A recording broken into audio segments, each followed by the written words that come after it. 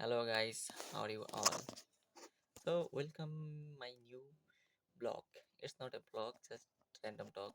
উম, so আজকের কথা হলো আমাদের আমার কিছু ভাইবাদারদের জন্য, মানে শুধু অনলি ভাইবাদারদের জন্য খুবই গুরুত্বপূর্ণ একটি কথা। আমার মনে হয় আপনাদের কাজে লাগতে পারে যদি শোনেন তাহলে।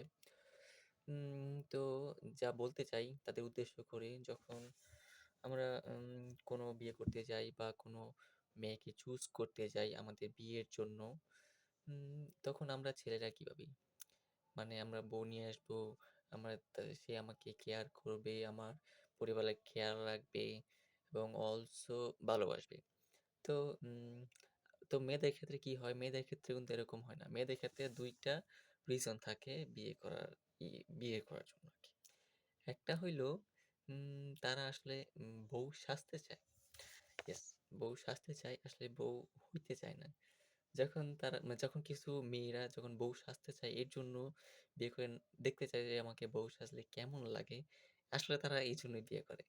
পরে যখন তারা এই সংসারিক জীবনে যায়, তখন দেখে যে তখন তার কাছে ওই যে এই শাশুড়ির কথা, জামাইয়ের জন্য চা বানানো বা কাপড়-দাপড় এরকমই, এগুলা অনেক বিরক্ত লাগে তার। পরে পরিচয় টিকে না। তো আমার ভাই ব্রাদারদের জন্য এটাই বলবো, যখন তারা চুজ করে বা কেউকে চুজ করে তখন খেয়াল রাখতে হবে আমি যাকে চুজ করছি সে কি আসলেই বউ হওয়ার জন্য বিয়ে করতেছে নাকি বউ সাজার জন্য বিয়ে করতেছে।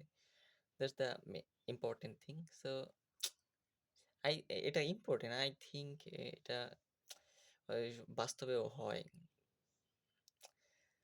সো এটাই। ভালো থাকবেন সবাই। আল্লাহ হাফেজ।